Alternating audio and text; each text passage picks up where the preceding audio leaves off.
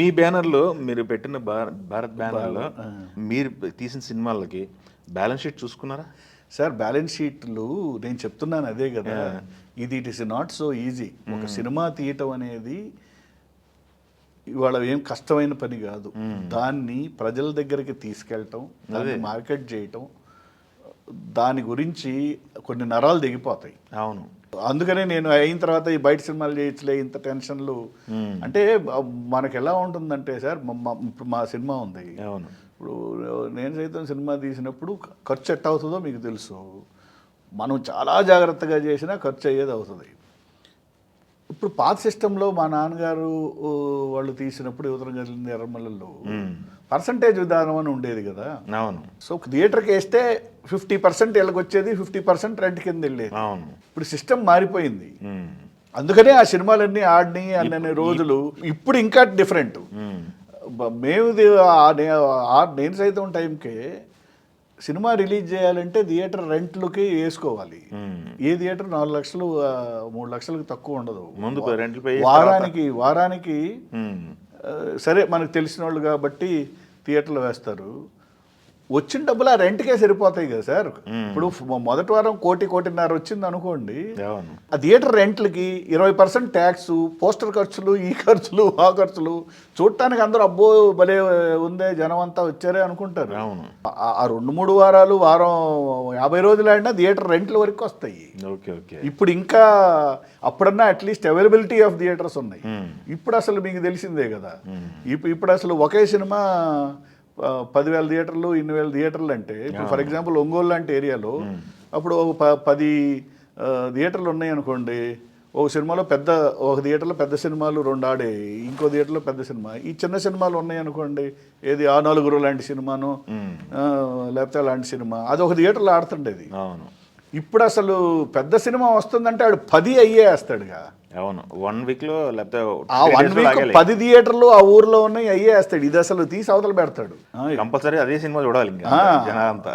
So అందుకని చిన్న సినిమాల పరిస్థితి ఇప్పుడు ఆ నలుగురు ఉంది. ఆయన ప్రేమ్ కుమార్ పాత్ర గారు తెలిసిన ఆయన నాకు ఒకసారి చెప్పారు, అయ్యా మొదటి వారం 18 లక్షలు థియేటర్లు వేసి డెఫిసిట్ వస్తే భూమి అమ్మి 2వ వారానికి ఉంచాను. ఉంచలేకపోతే ఆ నలుగురు లేదు, థియేటర్ తీసి చేతిలో ఇచ్చేవాళ్ళు. సో ఆయన ఆపుకున్నాడు కాబట్టి ఆస్తులు అమ్మి 2వ వారం 3వ వారం జనాలకి తెలిసి, అయినా కూడా పెద్ద ప్రాఫిటే ఉంది. 100 రోజులు 200 రోజులు ఆడుతుంది కానీ ఆ పెట్టిన డబ్బులు వస్తాయి. సో చిన్న సినిమాల పరిస్థితి చాలా ఇండస్ట్రీలో సార్ ఒక 300 సినిమాలు గారు వస్తున్నాయి అనుకోండి. ఇందులో బయటపడే 5-10 పెద్ద సినిమాలే అనుకుంటున్నారు. మిగతా సినిమాల పరిస్థితి ఏంటి? దాన్ని ఓటీటీ వాడు కొండు, ఏముందిలే అప్లోడ్ చేస్తానంటాడు, వచ్చిన తర్వాత తీసుకోండి అంటాడు. రెండోది శాటిలైట్. అంతకుముందు మినిమం గ్యారంటీ చిన్న సినిమాలకు ఒక శాటిలైట్ అనేది ఉండేది, ఇప్పుడు అది పోయా. థియేట్రికల్ జనం సామాన్యులు ఇవాళ ఫిల్మ్ అనేది ఎంత ఎక్స్పెన్సివ్ అయింది. థియేటర్కి వెళ్ళి ఒక ఫ్యామిలీ టికెట్లు కొనుక్కొని ఆడ ఒక పాప్కార్న్ కొన్నాడంటే అయిపోయింది, ఒక్కొక్క కోక్ కొన్నాడంటే మొత్తం అయిపోయింది. సో ఒక చిన్న సినిమాకి ఒక ఫ్యామిలీ వెళ్ళి ఏదో మహా కళాఖండం, మన రాజమౌళి గారు లాంటి బాహుబలి వచ్చింది, లేదు మహేష్ బాబు సినిమా వచ్చింది, లేదు చిరంజీవి గారితో వచ్చింది, జూనియర్ ఎన్టీఆర్తో వచ్చింది, బాలకృష్ణ గారితో వచ్చింది అంటే వెళ్ళటమే. కానీ మామూలు సినిమా అద్భుతంగా ఉంది అంటే కూడా ఈ వస్తుందిలే, ఓటీటీకి వస్తుంది చూడొచ్చు అనుకుంటారు కదా. పెద్ద సినిమాల వరకు వెళ్ళటం, కానీ ఆ సినిమా వ్యూవింగ్ వెళ్ళటం థియేటర్స్కి తగ్గిపోయేలా. అసలు రెండోది, ఇవాళ టీవీ తెరిస్తే వారానికి 70 సినిమాలు టీవీలో వస్తాయి. దాని తర్వాత అది రిలీజ్ అయ్యేది వారానికి ఓటీటీలోకి వస్తుంది. ఇంకోటి అసలు థియేటర్కి వెళ్ళి ఎందుకు, పెద్ద సినిమా ఫ్రైడే రిలీజ్ అయ్యే పెద్ద సినిమా, టాప్ హీరో, వేల థియేటర్లో వెళ్ళే వాడికి వెళ్తున్నారు. కానీ అద్భుతంగా ఉన్న చిన్న సినిమా కూడా నేను ఈ మధ్య కలెక్షన్లు చూడాలి. అవును, ఎందుకంటే ఓకే మీరు అనొచ్చు చిన్న సినిమాలు ఫలానాది ఆడింది అని. మీరు సరిగ్గా చూస్తే ఈ చిన్న సినిమా కూడా పెద్ద నిర్మాతలు తీసిన చిన్న సినిమా, దిల్ రాజు గారు బలగం తీశారు కాబట్టి ఆడింది. అది ఎంత ఆయన జనాల్లోకి ఆయన తీసుకెళ్ళగలడు కాబట్టి, ప్రాపర్గా రిలీజ్ చేయగలరు కాబట్టి అంత ఇది ఉంది కాబట్టి అదే మామూలు ఓ చిన్న నిర్మాత తీసుంటే బలగాన్ని బయట వేసుకునేవాడు కాదు. అని రెండోది అది ఓటీటీకి దిల్రాజు గారు ఉన్నారు కాబట్టి అంత గ్రాండ్గా వచ్చి చూసి. సో నేను అనేది it is tough for present సిచ్యువేషన్లో మనం ఈ చిన్న నిర్మాతలు అనేవాళ్ళు చాలా కాదు. మీరు ఆఫ్ కోర్స్ మీరు తీయట్లేదు, మీరు సొంత సినిమాలు, మీ ఓన్ ప్రొడక్షన్, ఓన్ బ్యానర్ అంటే అనుకోవచ్చు. తీయట్లేదు అంటలేదు. ఇప్పుడు మళ్ళీ తీయటానికి ఎప్పటికప్పుడు ఇప్పుడు మళ్ళీ నవతరం పిక్చర్స్ అప్పుడు తీయలేదు. నవతరం పిక్చర్స్ నాన్నగారు బ్యానర్లో మనం ఎందుకని, మా ఫాదర్ లాస్ట్ డేస్లో అయ్యా అది కంటిన్యూ అవ్వాలి అన్నారు. ఇప్పుడు నెక్స్ట్ ఉద్యమం నవతరం పిక్చర్స్ మన జనరేషన్లో ఆయన ఆదర్శాలకి తగ్గట్టు జనరంజకంగా మనం సినిమా తీయాలనేది 24 గంటలు అదే పనిలో ఉంటాం. ఓకే, ఇప్పుడు ఉండే ఆలోచన వస్తుంది డెఫినెట్. ఆ పనిలోనే సినిమా అనేది మాకు పసిబిడ్డ లాంటిది సార్.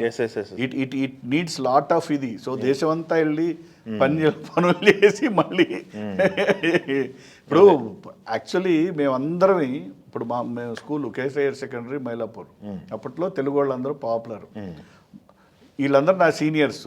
ఏది మన సాయి కుమార్ అన్న, రవిబాబు, ఓకే, మన చలపతిరావు గారు అబ్బాయి రవిబాబు, రఘుబాబు, బోసుబాబు, గిరిబాబు గారి కొడుకులు.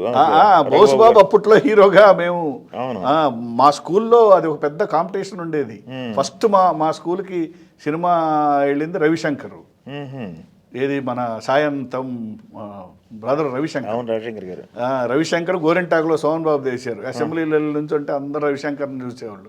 దాని నెక్స్ట్ నేను నాంపల్లి అసెంబ్లీ చెదిరిపోయేది.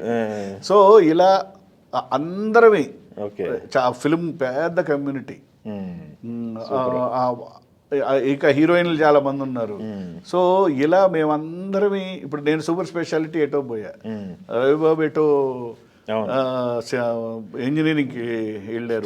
ఇలా అందరూ అనేక మళ్ళీ ఇక్కడికే వచ్చాం అందరం. అంటే ప్యాషన్ ఆఫ్ సినిమా అంటే మేము పెరిగిన వాతావరణం, ఎప్పుడు ఆ చర్చలు, అది కళ పట్ల. ఇది కాకుండా నేను చిన్నప్పటి నుంచి మళ్ళీ మీకు తెలిసిందే ప్రజానాట్య మండలి వెరీ యాక్టివ్. అవును, ఇప్పుడు ప్రజానాట్య మండలి వన్ ఆఫ్ ది ప్రజానాట్య మండలి లీడర్స్. మేము ఈ నాటకాలు మళ్ళీ అక్కడ నాటకాలు. నేను అక్కడ ఉన్నప్పుడు కూడా, రష్యాలో ఉన్నప్పుడు కూడా, ఓ పక్క చదువు, ఓ పాటు వ్యాపారాలు. అక్కడ మళ్ళీ ఇండియన్ కల్చరల్ అసోసియేషను మళ్ళీ మొత్తానికి కల్చరల్ సెక్రటరీగా ఉండేవాడిని. అంటే మన ఇండియన్ నాటకాలే కాదు, ఆ దేశంలో వాళ్ళ కల్చరల్ ఫెస్టివల్ ఉంటే అందులో నాటకాలు వేయటం. సో ఇలా కల్చరల్లీ యాక్టివ్గా ఉండేవాడు.